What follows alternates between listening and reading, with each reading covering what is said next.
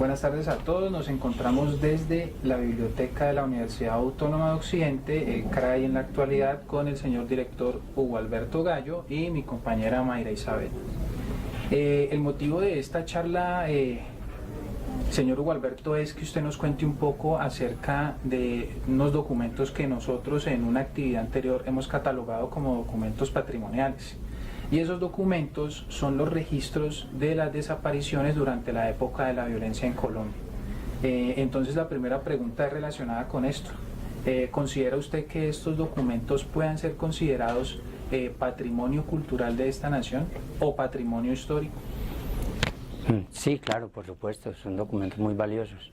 Son documentos que en algún momento van a servir para escribir la historia y para hacer referencia a un momento histórico muy importante de Colombia, el momento de la violencia y sobre todo ahora de la negociación. Entonces hubo un conflicto armado y ese conflicto armado se puede evidenciar a través de esos documentos históricos patrimoniales que deben ser guardados por las instituciones que les corresponda.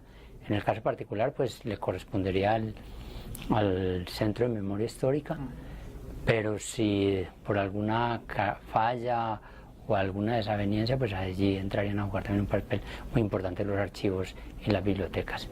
Archivos de cualquier tipo, o sea, municipales o bibliotecas también municipales o públicas, en fin. Teniendo en cuenta pues de que su respuesta es positiva, de que ese documento o ese proceso, digamos, de lo que son las personas desaparecidas o perdidas en un periodo de tiempo, ¿cuáles serían los criterios que tenemos que tener en cuenta para evaluar esos documentos para que sean documentos patrimoniales? Bueno, el primer y más importante criterio es el que son documentos históricos, o sea, hacen parte de la historia de un momento del país. Ese es el principal y fundamental factor o criterio para catalogar y guardar estos documentos. Si no se hiciera así, pues entonces podría correrse el riesgo de perderse la memoria de un momento histórico muy importante para Colombia. Sucedió en la época, en la violencia anterior, en los años 50, los años 60. Mucha de esa información no se tuvo en cuenta, ni la testimonial, ni la escrita, y mucha de esa información se perdió. Y entonces allí hay un vacío histórico.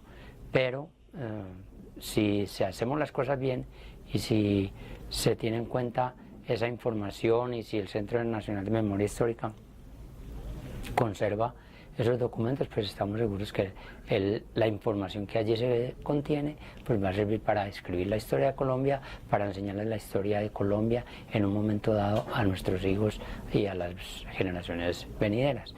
No sé si ustedes vieron y escucharon que se nombró en el Centro Nacional de Memoria Histórica a una persona que tal vez no cumplía con los requisitos, o mucha gente consideró que no era así, y muchas de las víctimas dijeron que iban a retirar sus documentos y dijeron que los iban a llevar a otras instancias para su almacenamiento.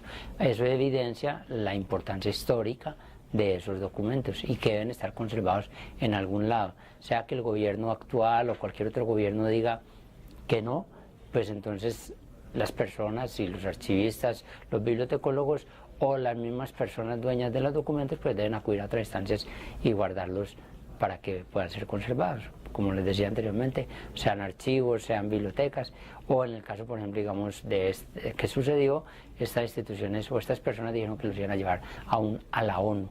Entonces miren la importancia de estos documentos para que sean considerados como documentos patrimoniales históricos de Colombia. Muy bien, muchas gracias. Muchas gracias, agradecemos al señor director Hugo Alberto Gallo y esperamos que esa información sea muy valiosa. Okay. Muchas Bueno. gracias.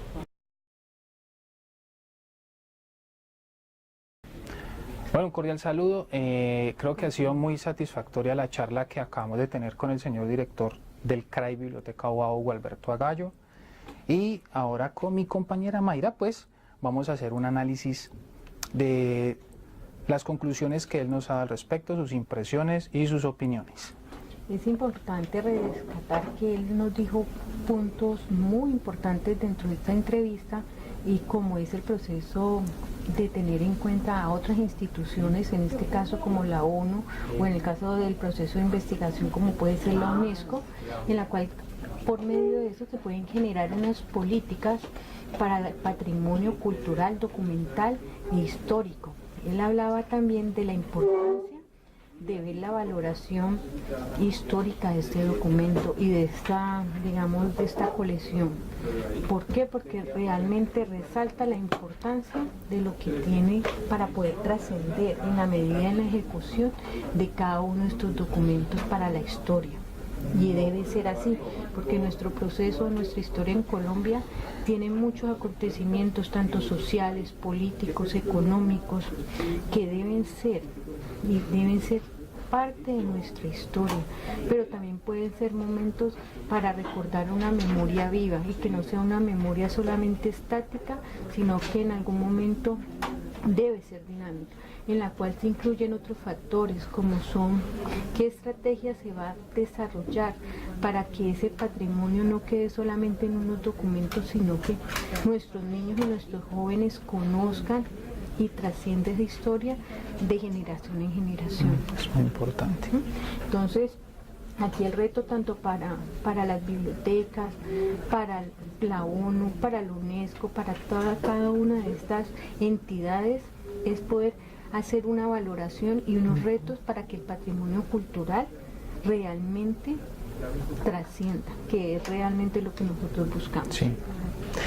También vale recalcar de acuerdo a lo que nos comentaba el señor director del CRAI de la Universidad Autónoma de Occidente, que uno de los criterios, digamos, más notorios para poder catalogar esos documentos como patrimoniales es su valor histórico. Y así como Mayra nos acaba de contar un poco, estos documentos nos cuentan y nos muestran datos de una historia por la que el país viene atravesando hace muchos años. Recordemos que ahora estamos en un proceso de paz, estamos en una transición, pero que durante muchos años nuestro país estuvo envuelto en un conflicto y que ese conflicto cobró muchas vidas. Y no a manera de noticias, sino a manera de que también nuestros jóvenes y toda la generación que ahora se está levantando y toda esta nueva generación conozca esa historia del país a través de estos registros, que son registros en muchos casos que no se han tenido en cuenta, son registros que han sido olvidados, registros que han sido hasta perdidos. Entonces el poder ir recuperando estas memorias hace que también la historia de nuestro país sea conocida por este lado. Recordemos que no solo estos registros sirven a nivel informativo, hablando de que las familias a través de estos registros puedan de pronto obtener información acerca de sus seres queridos o familiares que hayan desaparecido, sino que también son documentos, como lo decía ahora Mayra, son documentos que hacen parte de una memoria viva, porque nosotros estamos en esa transición y estamos apenas saliendo de ese momento. Entonces, digamos que el criterio más notorio para poder que nosotros tengamos catalogados estos registros como patrimonio es el criterio histórico, porque vamos a tener ya allí registros de muchas décadas y muy importante que las instituciones puedan recobrar y no solo preservar, sino que además le den un estatus diferente a este tipo de colecciones, Mayra. Es así, Diego, y adicional hay que tener en cuenta que nosotros tenemos que tener un conocimiento, pero sobre todo una valoración de esos documentos, porque de nada sirve que queden solamente como un documento en un sitio, en un depósito, cuando no se hace una secuencia, una valoración de esos documentos, de su estado y de lo que tú decías, de que estas personas que en algún momento hacen parte de la historia trasciendan a través de muchas formas, a través de una formación divulgativa, no solamente informativa, sino que uno le pueda divulgar en los colegios, en las universidades, y que es realmente la forma de salvaguardar y conservar la producción y recuperación de los documentos. Y adicional, el fortalecimiento de las instituciones, cómo las instituciones pueden a través de estos tipos de documentos mostrar de que Colombia tiene una historia, de que hay unas épocas importantes y que esa época no tiene que ser tampoco solamente sobre el pasado, sino que a medida que vamos viviendo diferentes acontecimientos, diferentes situaciones, tanto en lo social como en lo político, se puede ir transformando todo esto en una memoria realmente que sea colectiva, que no sea para una sola persona, sino que realmente sea para una institución, para una nación y en este caso para un país como es Colombia, que ha tenido diferentes momentos y que ha trascendido para poder mostrar a través de documentos la importancia que tiene para nosotros. Muchísimas gracias a todos por este proceso. Le damos las gracias a Hugo Alberto Gallo también por la entrevista, por el apoyo que nos dio a esta actividad. Muchas gracias.